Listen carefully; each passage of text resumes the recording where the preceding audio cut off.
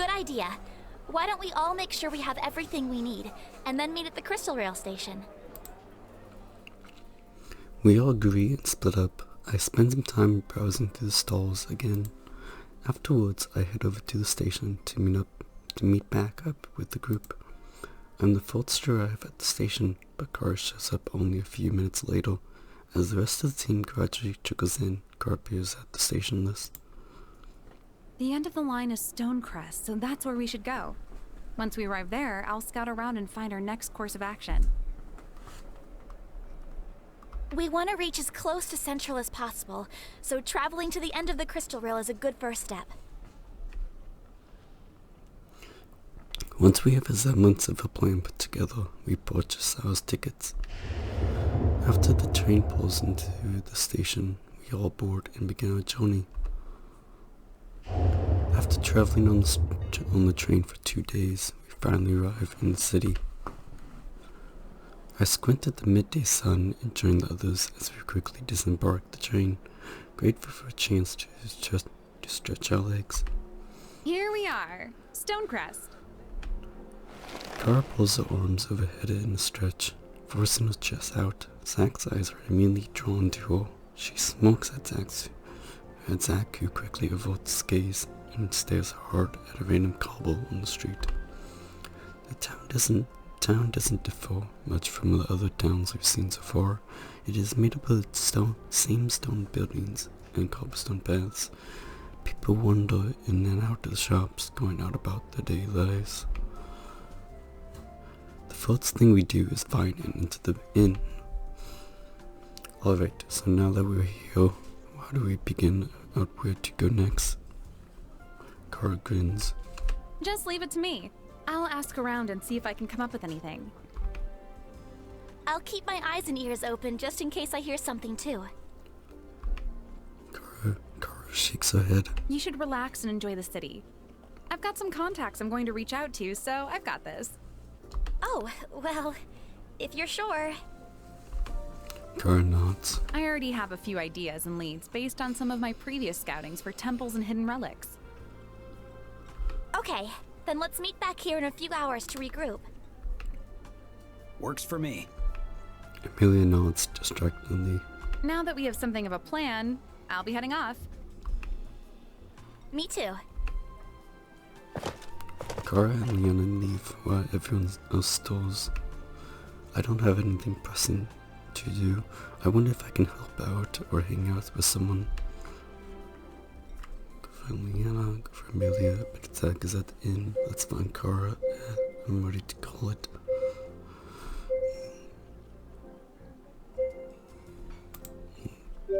For Amelia.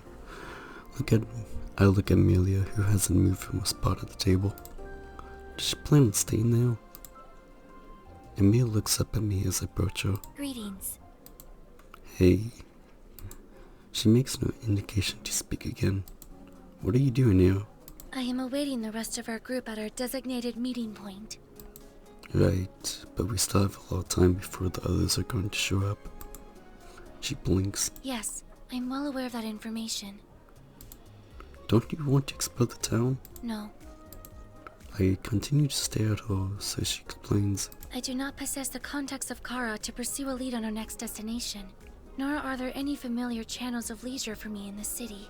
The only option available is to reconvene with the rest of the group. Hence... Oops, sorry. Familiar channels of leisure. Is that her way of saying there's nothing fun here?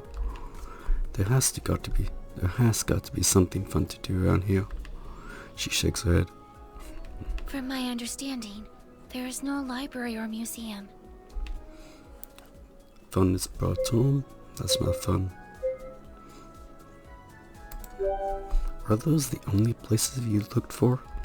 She nods. Fun, could you mean more than just that? Have you tried looking for some place with games or something? She cocks her head to the side and looks at me curiously. I pause as I try to think of what type of games would be in this ward. Maybe stuff you're fine at a fail. Ring toss or knife throwing or whack-a-mole? Amelia pauses. Perhaps you are describing a Carnival. Yeah, that's it. I did not seek out that information, but I believe I may know the location of what you are seeking. Really? That's great. We should go. She pauses as she thinks. Then let's get to her feet. I suppose frequenting an establishment such as that could be considered a form of learning. That's right. Let's go. Amelia exits the inn and heads confidently out into the streets. I keep up as she turns onto the side streets, and before long she pauses in front of an open alley. It reminds me of the fairs and carnivals we have back home. People set up their stalls along the sides, but instead of selling wares, they are advertised activities. There are stalls offering targets to test your skills, like weapons throwing, or stalls which will guess your weight or age. Emilia glances at me. Is this what you were suggesting? This is even better than I imagined. Which one do you want to check out? I am content to merely observe. That's no fun. You should try one. She doesn't seem to be interested in choosing. I guess that means I would just have to choose for her. Maybe we should go for something more engaging, like target throwing. Looking around at those stalls, I don't recognize what half of these options are. There's something with floating circles and something else with bottles. I pause when I see the stall with discharges. Finally, something I recognize. This should be too different from shooting ranges back home. Let's try shooting the discharges. Emilia gives me a strange look. An interesting choice. Her tone suggests this is not something she tried on her own, but she follows me to stand anyway. The man behind the counter grins at us. Think you have what it takes to win? Hit 3 out of 5 shots to win a prize. You ready? Perhaps if you attempt it first, I can observe you and then attempt it myself. Or are you trying to tell me it discharges too difficult for you? Emilia shakes her head dismissively. Nonsense. Dischargers are merely a simple tool. I, on the other hand, have extensive magic training. This is nothing more than an exercise in coordination. I will attempt it. That'll be 2 coins, miss. She places the coins on the counter and he swaps it out with the discharger. There are 5 rounds loaded in there. Have at it. Emilia clutches the discharger and holds it in front of her. She squints one eye as she lines up her aim, then she squeezes the trigger. A bolt of energy shoots out of the barrel, and Emilia lets out a small gasp at the kickback. The shot is wide and she misses the target. Emilia's eyes are also wide as she studies the discharger with interest. How curious. Have you ever shot one of these before? She shakes her head. The opposing force was unanticipated. This time I will be prepared. She lines up her aim and fires again, anticipating the kickback. She fights to keep her aim straight, but can't stop the slight jerk of the weapon. Again, her shot misses. She frowns and seems surprised at herself, as if she can't believe that she's continuing to miss. She fires again, but aims too high and misses, then fires once more and shoots wide. For her final shot, she aims too low and it misses again. Her face falls when she realizes she's all out of shots. Good attempt. Everybody sucks the first time. That'll be good. That's not bad for a first try. You were close to the target each time. Not good enough. Good try, miss. But unfortunately... Emilia interrupts him by placing more coins on the counter. I would like another attempt. I'm surprised by the determination in her voice. As you wish. He takes the coins and resets the discharger with more rounds. Emilia fires again and again, but never quite hits the target. She throws down the discharger and raises her bracelet, an unusual fire in her eyes. They begin to glow. Hey, what are you doing? I will hit the target. You've got to use the discharger. This discharger is clearly defective and not utilizing the energy properly. I will use my magic to prove it to you. Oh, I have no doubt in your skills casting magic, but shooting the discharger is a new skill. You shouldn't give up. Emilia doesn't react. Are you really gonna let a measly discharge get the best of you? The more you shoot it, the better your aim will be, and you'll be hitting those targets in no time. As she considers my words, her jaw unclenches and she lowers her arm. She picks up the discharge again with new resolveness as she lines up the shot. She takes a time before shooting. This time her shot is much closer to the target. Emilia nods as if confirming something to herself. She shoots again and her shot is even closer to the target. On the last shot, her face hardens as determination sets in. This time, she painstakingly lines up a shot and steadies her grip. As she pulls the trigger, she uses her body to help her keep steady from the kickback, and her shot hits the target. Her eyes light up as she throws her arms in the air and hops up and down with excitement. I hit it! I hit it! Did you see? She turns to me with a big smile on her face as she jumps up excitedly. Her pigtails bounce along with her and she claps her hands.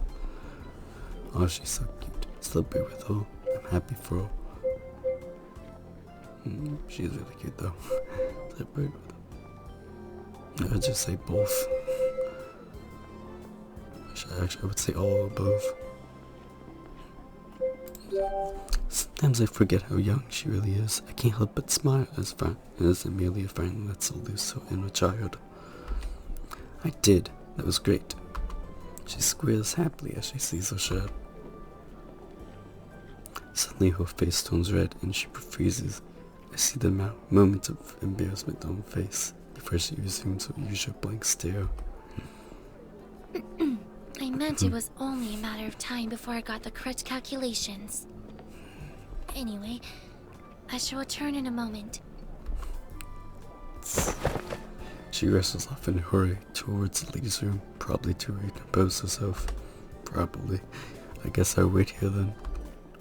She still didn't win that prize though. Maybe I can win it for her. I addressed the shopkeeper.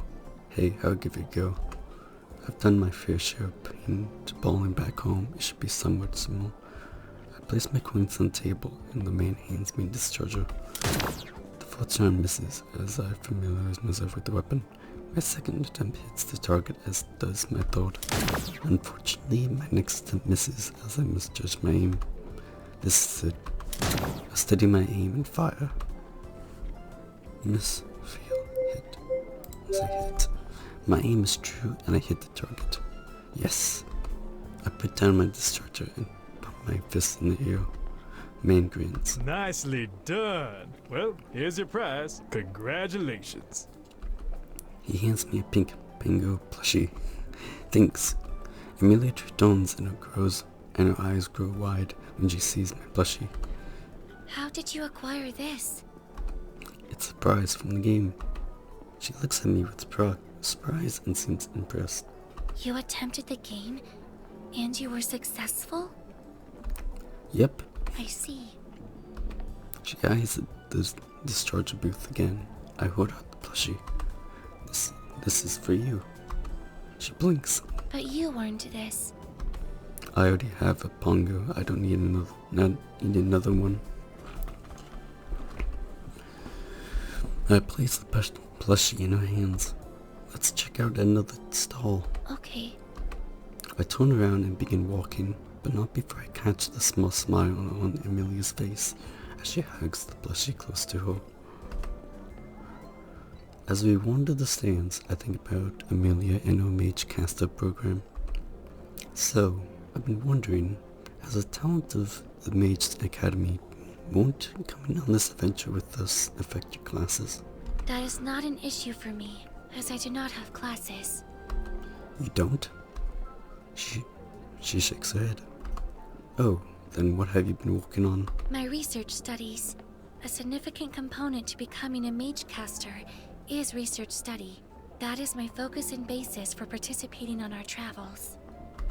So you just have to document some research of a subject area of your choice and you've done? To put it so plainly does a disservice to the amount of effort involved in formally achieving the status of mage caster. But ultimately, you are correct. Sounds a bit like she's walking on the equivalent of her distortation. I don't know how to pronounce that word. So if that's it, why haven't you done it already? It is not so simple.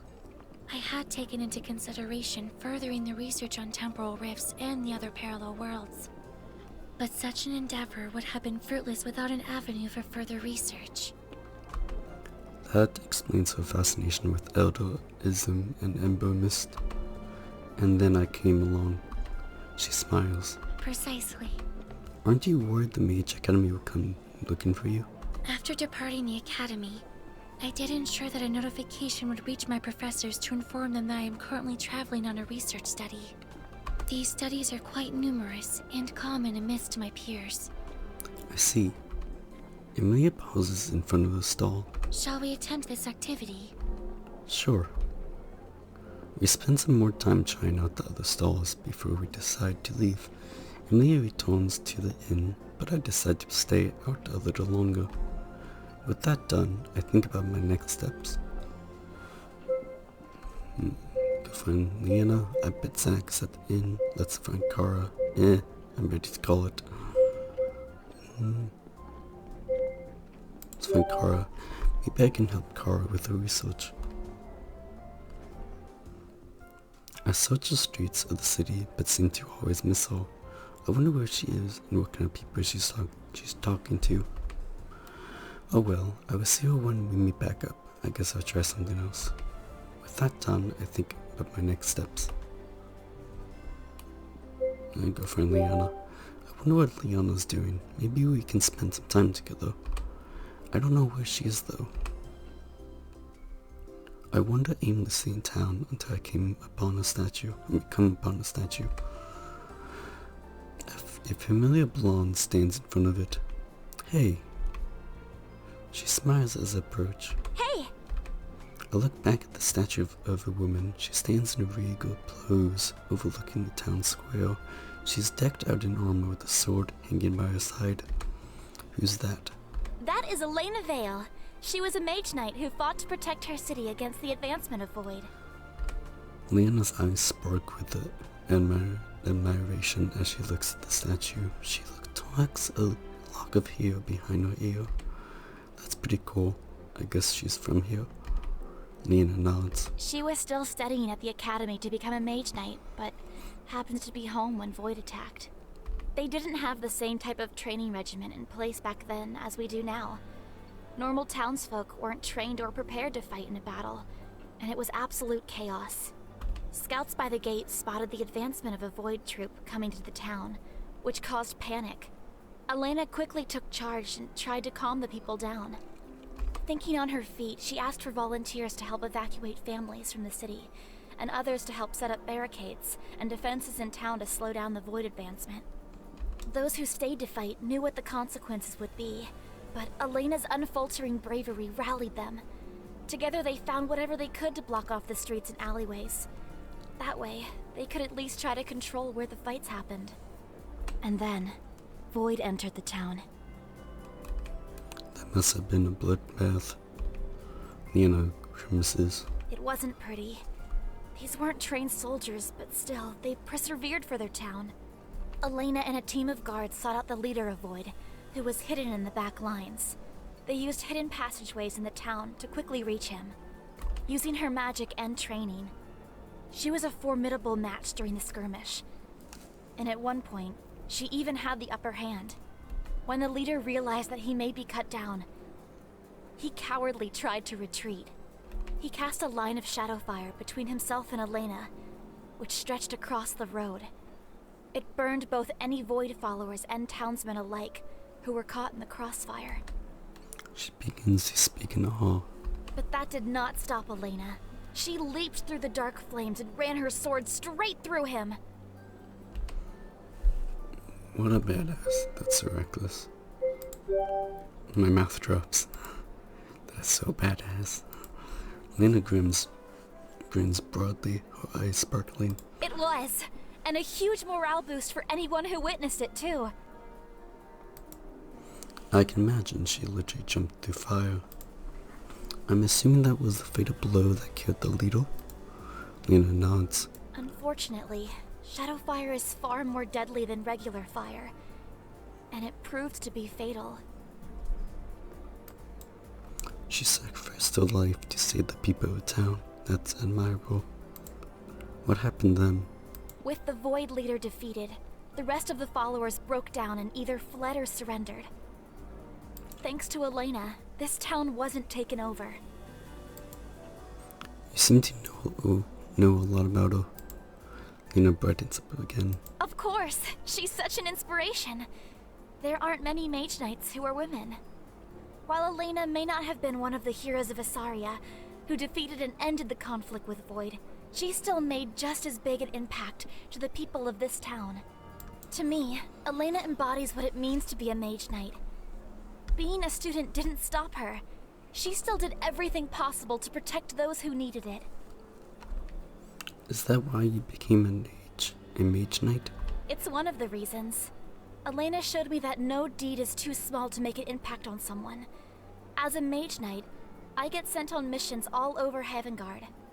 I feel like I can make more of a difference than if I were just a research mage. She grins. Plus, getting to travel around and meet new people isn't so bad. How does your family feel about you traveling so much? While they don't think it's ideal, it's something they're already used to. Oh? Lena nods. My older brother is also a mage knight. Oh, so you kind of followed in his footsteps. I guess you could say that. Do you two get along? She thinks, then nods slowly. Yeah, we do actually. You must have been really happy to hear you've become a mage knight too. Lena shifts her gaze away and smooths her skirt. When she looks back up, she seems too cheerful. Well, that's a long enough break. I should go and help Kara with the search. I know she said we didn't have to, but investigating is part of what I do. I'll meet you back at the inn. That was a fast change in demeanor. It must have been something I said. Alright, I'll keep looking around too. She flashes me one last smile before quickly disappearing down the street. I guess I better get a move on as well. With that done, I think about my next steps. I bet Zach said then. Based on previous patterns, it shouldn't be too difficult to figure out where Zach went. I make my way to the inn. To my surprise, Zach isn't standing in front of the bounty board. Instead, he sits alone at a table, nursing a tankard. Looks like Zach's starting early. I'm sure if I joined him, that would be my entire day.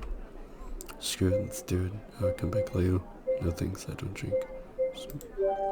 I don't have anything else going on. Let's get this party started. Zach looks up at me, then returns to his drink. Hang out, but don't drink. Have one or two drinks. Challenge Zach to drink a match. I pay for a drink and then join Zach at this table. Zach takes his swig as I sit down and nods at me in greeting. I nod back and take a drink too.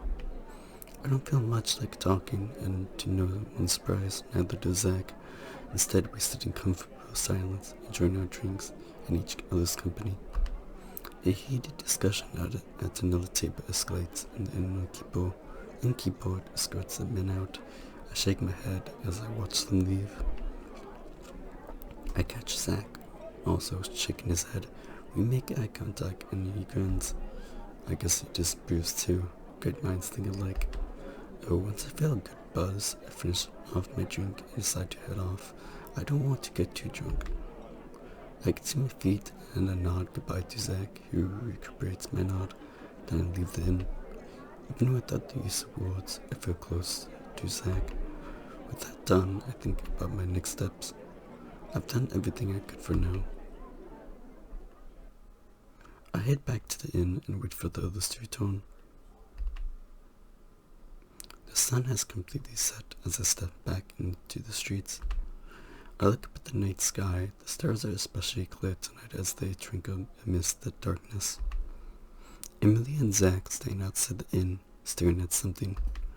I can't see their faces too clearly, but Emily seems pensive. Zach continually glances around. As I approach, I don't notice that uneven cobblestone and miss a step.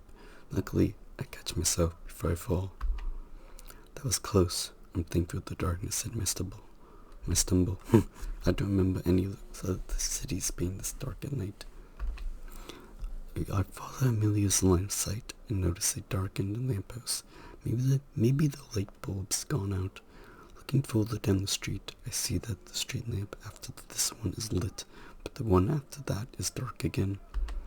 This is highly unusual. It seems like every other lamp is out. That can't be a coincidence. Amelia frowns. That is the conclusion we came to as well. I peek inside the nearest lamp. Do you see a crystal? I squint as I peer into the darkness. I can't make out any shapes, but I can't tell if it's because it's too dark or there's nothing inside.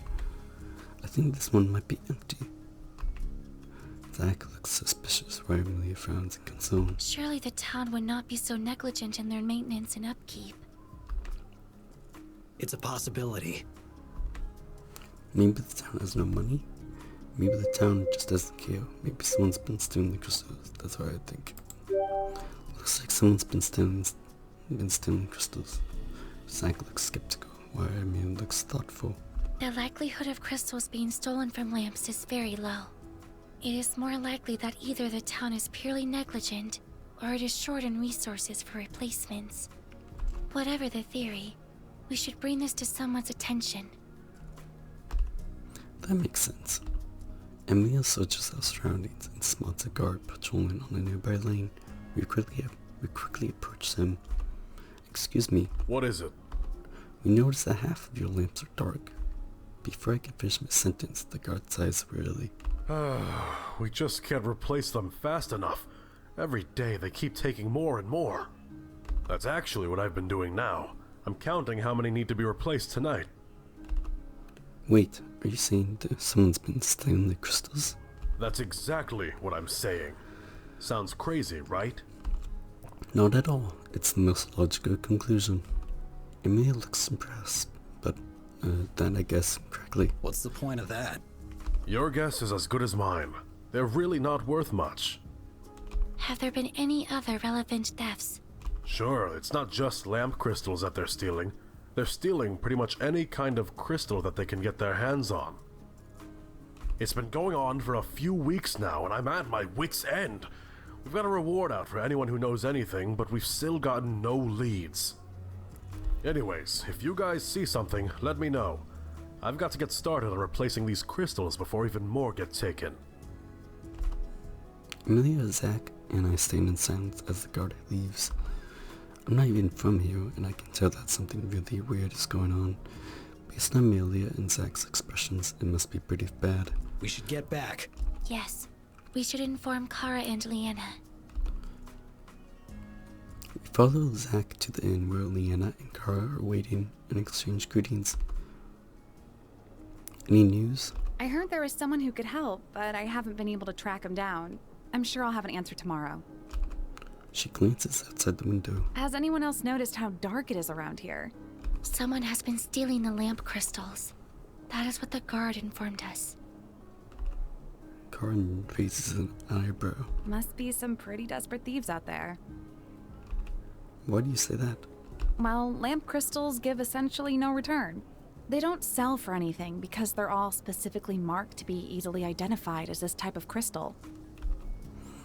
Something fishy is going on. How do you know this? Why does every place we go to seem to be dysfunctional? Obviously, something very weird is going on. Maybe someone's more interested in the energy of the crystals instead of their value. Do lamp crystals have a lot of energy? Not particularly. We should look into this. I can't think of any reason why someone would want lamp crystals. And I'd like to know what they're doing with them. Lena bites her lip as she thinks, then nods, coming to a decision. You're right. We should investigate. Yep. Lena stops and stares at Zach. Really? I'm a bit surprised, but glad to see this side of you. It sounds like the guards could use our help figuring out this mystery. Yep. Again, Lena stares at Zack, a little more uncertain than before. Kara grins slyly. They're offering a reward for any information, aren't they? Yep. Lena sighs. I should have guessed. Regardless, our first plan of action should be to search for any irregularities in energy. Amelia and I can do a scan of the city to see if anything shows up on the scanner. Follow as the two of them step outside of the inn and begin to fiddle with their manipulators. They pace the lengths of the streets, but don't seem to trail too far away. Aren't you guys going to walk the perimeter of the city or something? There is no need for such inefficiencies when we could just perform a radial scan. Lena frowns. I'm not picking up any energy spikes or unusual readings. Amelia continues to pace, then pauses. She fiddles with the manipulator again and turns down a side street. Hey, wait. She pauses again, then looks up. Very curious. There is energy residue scattered throughout the city, except for one area in the southern corner of town. Oh, my scan radius doesn't reach that far. So the southern corner has 0 energy readings? Precisely. The remaining lamp crystals in the area should at least be giving off a pulse of energy. If even the pulse is missing, then that would indicate the place is completely dark. We must go in this direction. Amelia leads the way, following her manipulator. As we continue to walk, the cobblestones underfoot change slightly. They're looser and more even than in the heart of the city. The buildings are weathered and spotted with patchwork brickwork. The alley is filled dimmer here than in the center of town, as an even greater majority of street lamps are dark. The buildings and houses become more spread out as we reach the outskirts of the city. The further we travel, the more run down the houses become. Crumbled walls from buildings and debris litters the street.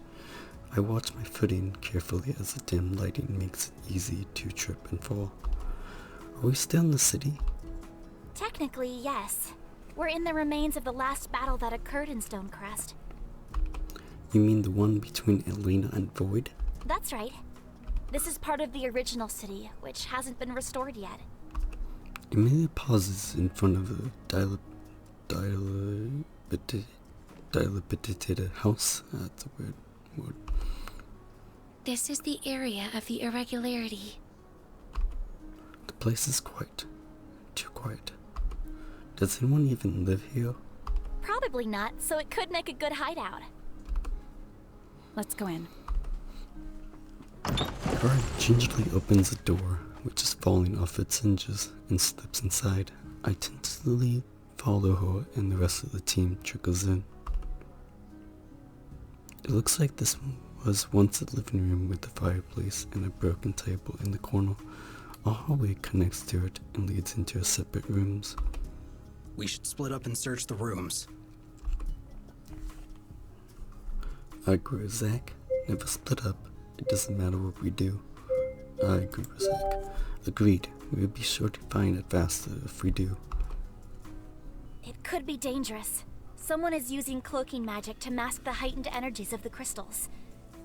That doesn't just sound like a regular thief to me. We'll go in groups. No need. I think I found it. Kara grins as she stands on top of a throw rug in the back hallway. She stomps twice over the rug, and I hear a muffled hollow thump. Then she steps off the rug and stomps again, which reveals a much thicker sound. I believe we found ourselves a way down. How did you find that so quickly? This house is literally falling apart, and there are no other decorations besides this rug. That's pretty suspicious, isn't it? She kicks at the rug, which slides away to reveal discolored wooden panels. A latch nestles into the wood. Zack pulls on the latch, and the door swings upward. We peek inside, and a handful of young faces stare back at us. Their hair is matted, and dirt streaks the cheeks. Once Once the surprise wears off, they pull back from the entrance and retreat further into the basement. Foregoing the ladder, Zack jumps into the basement. Leon follows him down, and unlike Zack lands lightly and gracefully on her feet. That must be her magic I use. Emilia takes the ladder down as does Kara, jumps off when she's close to the ground.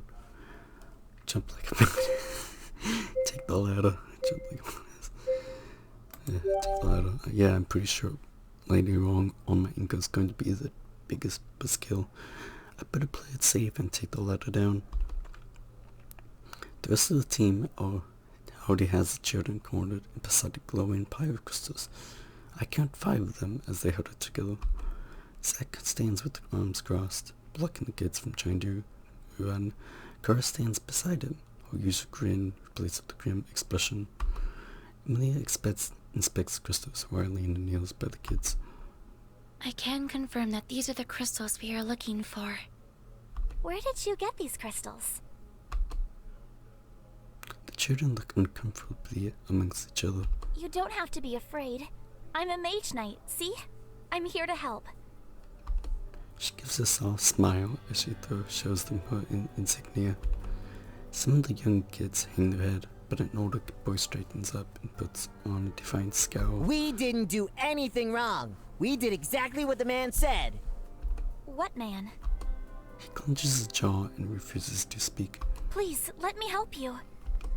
As the kid refuses to talk, Lena looks helplessly back at us. Kara gently pulls Lena to her feet and leads her away.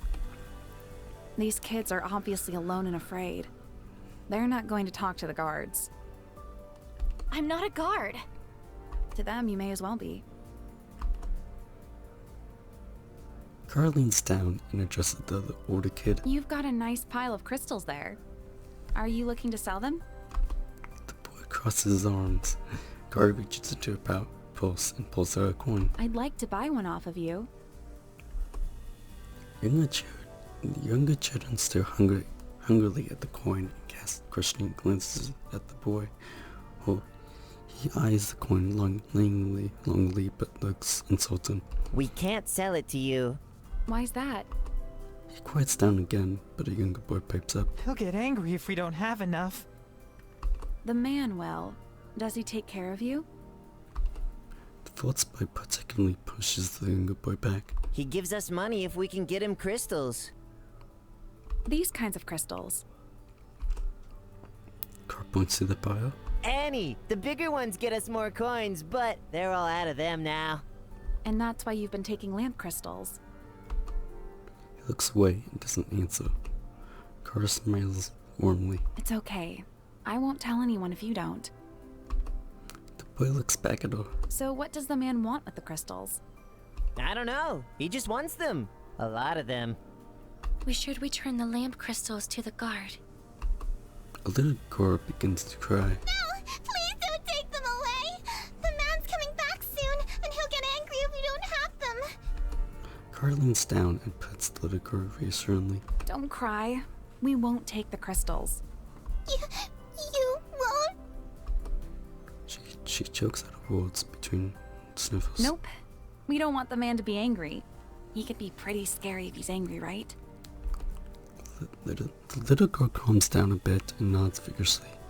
She slips her hand into the older boy's hand and squeezes reassuringly. Tell me, when is the man coming? He comes at the end of the week, so tomorrow evening. And he meets you here? He nods. Lena looks back at the rest of us. We should go. Kara nods. We are grim as we exit the house and head back towards the inn. Those kids, it's obvious they're orphans, but what happened to their parents? Glancing at Kara, she looks equally pensive and disturbed by the children's unfortunate situation. We'll have to camp out by their hideout tomorrow evening and see when the man shows up. Then follow him and see where he's going and what he's doing with the crystals. Lena furrows her brow. I really can't imagine what he could want with all these crystals.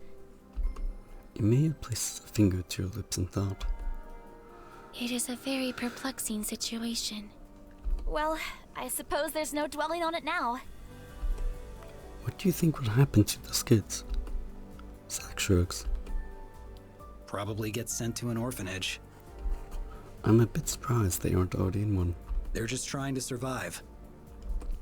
Kara is unusually silent this whole time. Are you okay, Kara?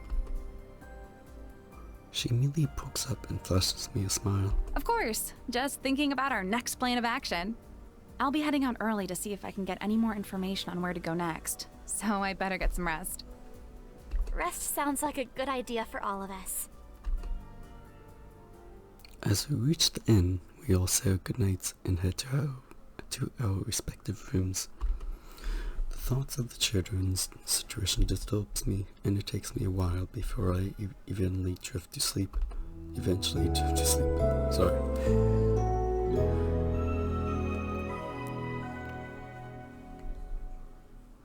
Sunlight falls across my eyes, pulling me awake. I store and stretch widely. That was the best sleep I've had since arriving to Terra. What time is it?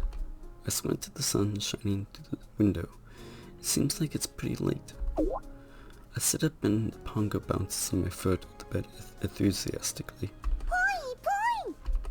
Oh, when did you get here? Or get in here? Boy! He bounces up and rolls over to cuddle against me. Zack has already left the room. I wonder if anyone else is around. Throwing off my blankets, I get ready for the day and head downstairs. There are a few patrons already fingertting the lobby, but no sign of my team. Kara said she was going to get on an early start, but I'm not sure where everyone else went. We did say we'd meet back up here this evening, so I guess I'll see them then. I haven't gotten anything planned today though, so I'm just going to take it easy. I begin walking towards the town square. I follow my feet as it wanders the streets, taking my time enjoying the bustle of the town. I've forgotten how relaxing it is to have nothing on the agenda. Boy! Eventually, we reach the square. I recognize the statue of Elena. A small, brown dog, only a little larger than the pongo, watches us. His tail wags slowly when he catches our attention. Pet the dog, play fetch, ew, dogs, pork. Pet the dog. Hey dog, are you lost? The dog wags his tail. I extend my hand and he cautiously approaches it. After giving me a few good exploratory sniffs, he barks excitedly. Good boy. His tongue lolls out as I scratch back behind his ears. Boy! The pongo bounces angrily. The dog stares at the pongo as if noticing for the first time. Boy! The pongo pouts and jumps even higher. The dog cowers and whines. Pongo, what's up with you? Boy! I go to pet the dog, but the pongo puts my hand away. Boy! Are you jealous? Boy! I reach out a hand and pet the pongo, who seems to calm down slightly. The dog looks up as the pongo relaxes. He wags his tail as he noses the pongo. Boy! The pongo bristles at the dog's touch and scrambles back. Boy! He hops away, but the dog happily chases him. As the dog catches up, he licks the pongo, who grimaces. Aw, he's playing with you. Boy! Mocha! A little girl races over to the dog. He barks excitedly at her presence. She throws her arms around him and holds him close as he licks her face. I thought I lost you. Suddenly, she notices the pongo and her eyes grow wide. Oh, you're so cute! Boy? Oi? She gently pats the pongo on the head and his little frown melts into a smile. Boy! Are you lost too? Boy! He hops over to me. The girl looks me over, then smiles shyly. Oh, hi. Hey, is that your dog? She nods. Thanks for finding him for me. Sometimes he's too fast and I can't catch him. Mocha sniffs around my feet and nudges my hand to be pet, but the pongo bounces between us. Boy! The Snake giggles and waves. I guess we should be leaving. Bye-bye, little Pongo friend. Thanks for keeping Mocha company. Bye. Before Mocha can escape again, the girl slips a leash around his collar, and the two of them gradually disappear from view. I look down at my Pongo, who looks back up at me. Put him on your shoulder. He's fine where he is. He's fine where he is. You still want to go go on that walk? Boy! He bounces expectantly, waiting for me to let him up, but I continue to walk instead. He scrambles to keep up. Together we head further into town. I decide to check out some of the storefronts and streets that I didn't get a chance to see yesterday. After most of the day has passed, I decide it's time to return to the inn. Lena, Amelia, and Zach are already there waiting. Lena stands when I arrive. Here, I got you something. She passes me a gauntlet similar to the one on her wrist. The sphere inlaid is the same color as Leona's. That must be a wind crystal. Is this a manipulator? Yeah, I was thinking about your last attempt at casting, and I figured this might be more helpful with future training. Having the manipulator as a focal point of concentration is how Amelia and I learned to cast. Thanks. Kara finally returns and the attention shifts to her. The crystal pickup will happen soon. We should start heading over. Lena nods. Once they complete the exchange, we should follow the guy to see if he leads us to their hideout. He might have other partners, so we should be on guard. I still can't think of why they'd want these crystals. Energy crystals have varying utilizations, some of which are outlawed. Kara seems a bit surprised, but Lena doesn't react to that. Thinking about what these outlawed utilizations could be makes me uneasy. We have our plan. Let's get started. We trace back to the ruins and find the abandoned house with the children. Instead of entering, we spread out around the perimeter to maximize visibility on anyone approaching. Kara and I stay close to the house and hide behind some fallen bricks. Our field of vision is limited, but we're close enough to overhear any conversations that take place inside. After we position ourselves, we wait. We don't know when the man's going to show up, and after about 20 minutes I start to get fidgety. I wish the kids had given us a time. Who knows how long we'll be stuck out here for. My legs are starting to cramp, but as I shift, the car shoots me a warning glance, and I force myself to push it through it. Finally, a man approaches. He looks to be in his 20s, and surprisingly wears something that resembles a beanie on his head. Kara rings my collar, so we duck down. She covers my mouth with her hand and she puts a finger to my lips. Looks like our job is to listen, and others would be our eyes. I hear a door creak, followed by the faint sound of footsteps. Hey yo, you punks got my crystals or what? This for any extra footsteps, but it sounds like the man came solo. Here.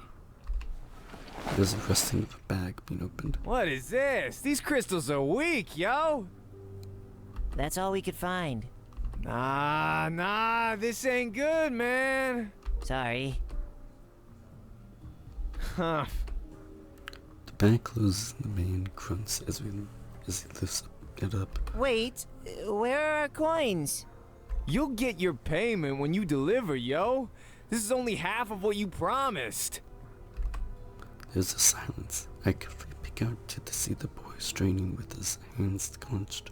Fine. That's what I thought. The stranger lunges the bag over his shoulder. I quickly tuck back down as he exits the house. Time to go. A 20-faced Kara who wears a serious frown and has fear in her eyes. I don't think I've ever seen her angry before, let alone this angry. She looks like she's about to rip that guy's head off. Kara? Did you not see that? We should take him out now. Don't think about the bigger picture. Don't be stupid. He could just be a messenger. We have to stick to the plan. Kara clenches and unclenches her jaw. Then she nods, still fuming. I know you're right, but still. He will get his justice soon enough. Let's hurry up and go. Yeah. We trailed the man out of Stonecrest, making sure to stay behind the buildings and keep to the shadows so as not to be spotted. Kara slips in and out of the alleys with ease, and it takes a lot of my concentration not to lose her. No wonder she's always sneaking up on us. I assume the rest of our team is always following him as I'm able to spot them. That's for the best. The last chance of being noticed the better. Outside of the city gates, it's a lot harder to stay hidden as it opens out into a more open field. At least since we're spread out, it won't be easy for him to escape if he tries to. We successfully fall into what looks like an abandoned train car. There's some kind of dark smoke emanating from the top. The man pauses and we crouch lower behind cover as he looks around. He doesn't spot any of us and enters the train. Kara again puts a finger to her lips and I nod. Staying low, we sneak towards the train. The windows are all blocked off, but we crouch below. Then anyway, I can hear muffled voices as I gently press my ear against the train. Yo, Mr. White! Jesse, how many times do I have to tell you to call me Heisenberg? The man speaks softly, but his tone is strict and disapproving. My bad, but I got some crystals. Let's see. There aren't many and they're pretty small. I don't think we'd be able to get much out of them anyway. It doesn't matter their size. Once we're done cooking them, they'll be exponentially more effective. I don't know, man. They're tiny. How does that even work? It's a simple matter of science. You serious? You can do something like that? Indeed. Yeah, Mr. White. Yeah, science. Heisenberg. Oh, right. My bad, yo. I hear a faint clanging of glass wire. I wish I could see what they're doing. A sharp snap cracked somewhere from behind me. What was that? I shift out of position to look behind me and I see an animal scampering away. As I breathe a sigh of relief, I notice the absence of noise in the train. What was that? Before I have a chance to get down, one of the windows swing open and I'm face to face with both of them. The younger man with the beanie, Jesse, stares at me with wide eyes. The second man is much older, maybe the one the age of his father, and fixes me with an inscrutable stare. He looks surprisingly normal, but not unlike someone who would get mixed up with something shady. Jesse turns around and starts out of the back exit. Run! Mr. White joins in his car and I sprint to the side of the train. Thankfully, Lena and Zach are already there. Lena points a blade at them.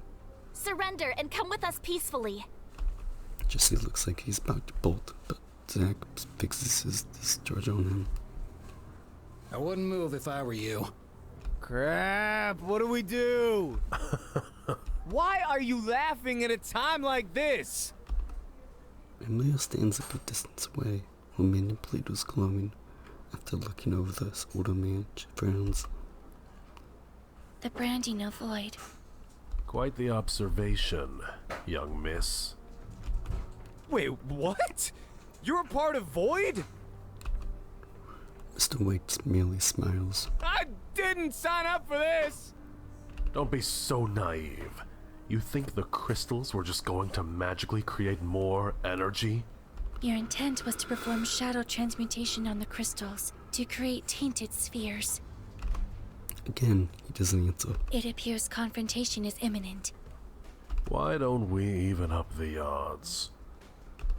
Flash, Mr. White grabs 2 shadow spheres from his belt, similar to the one I saw in Raven Bass. He throws them to the ground in a dark smog mist curling in the air.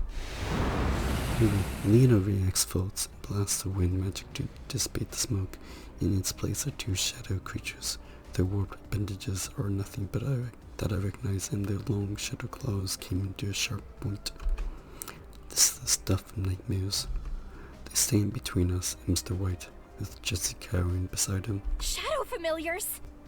This is getting way too crazy for me. I'm out. Jesse breaks into a sprint and Kara immediately gives chase. I've got him! Two of them dash out of sight. Unfortunately, you've disrupted my work, which means I have to start all over again. So, I'm going to get going. He changes a spell and starts to run. As he continues to chant the spell, shadows crawl up his legs, threatening to engulf him completely in shadow. We can't let him get away. Lena looks from the man to the familiars. As much as I want to go after him, our top priority is to defeat these shadow creatures. Indeed. Shadow familiars this close in proximity to a city can wreak havoc and incite widespread panic. They would know better than I, and I trust their instincts. I look back at Heisenberg before swallowed by shadow. Once shadows fade away, he disappears. Socrates discharges a small smile on his face. Sounds like a challenge. My heart races as I draw my blade. It's getting crazy.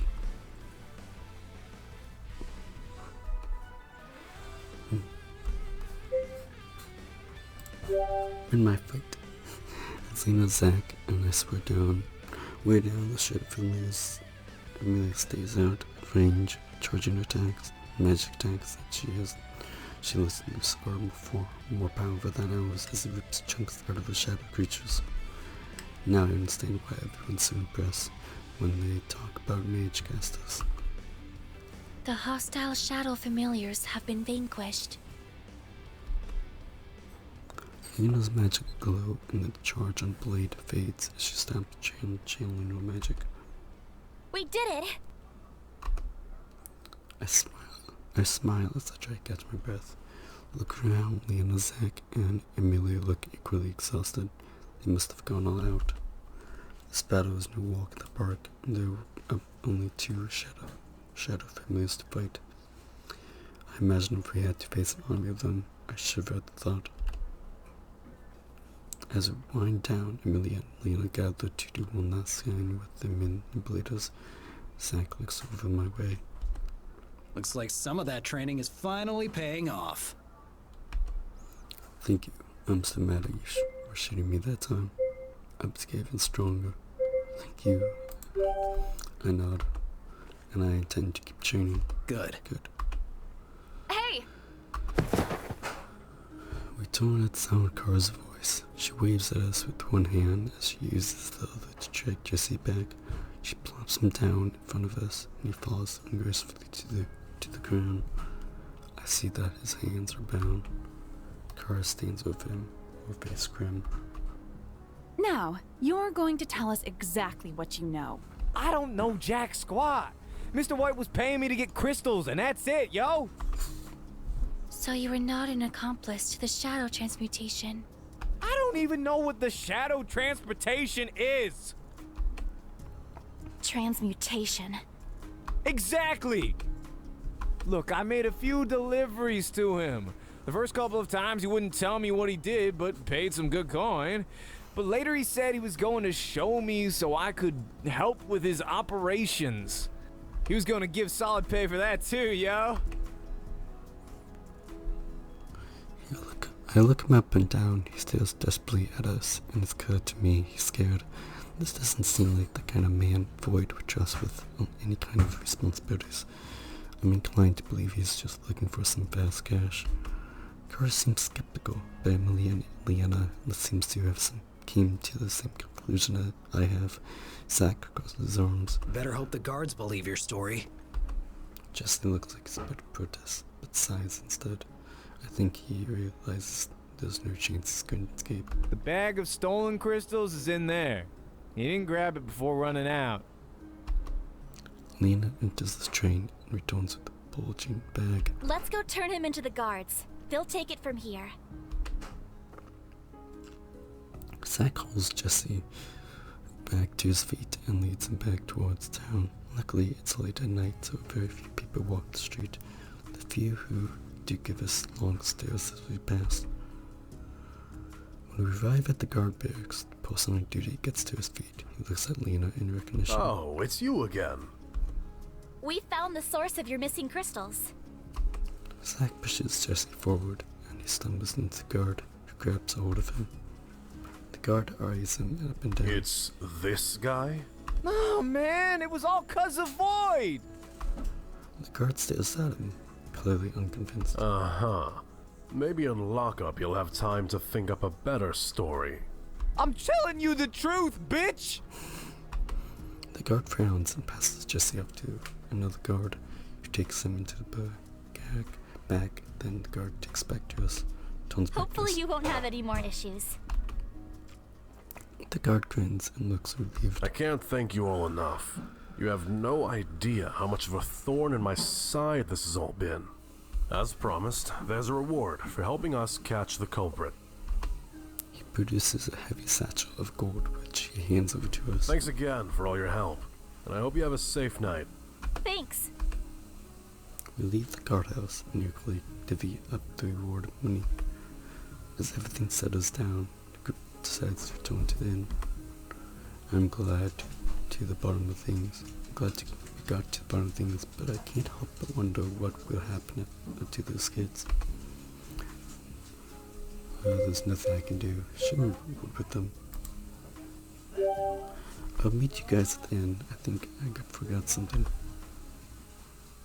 I slip away before anyone can ask me any questions, and I make my way back to those kids.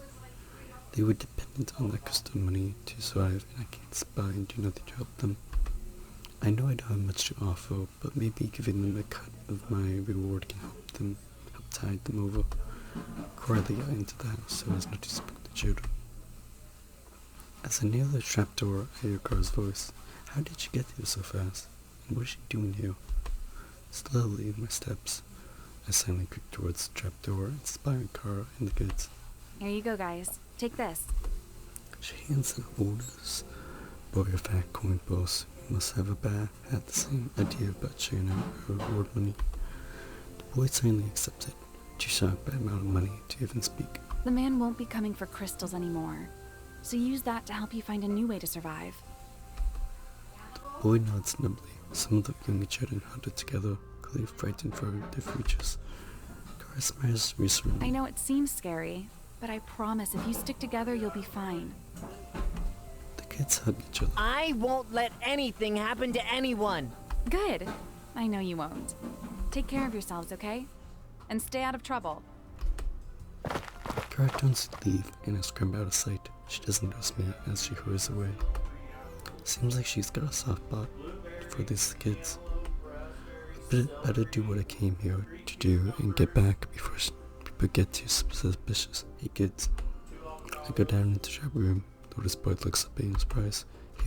Here. I toss him a small bag of my coins, which he fumbles before catching.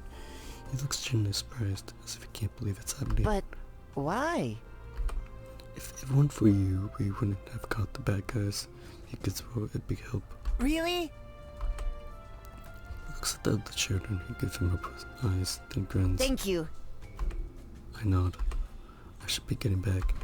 Once I return to the upstairs, I hear the children scramble below, and there's a series of ecstatic gasps as they inspect their reward money.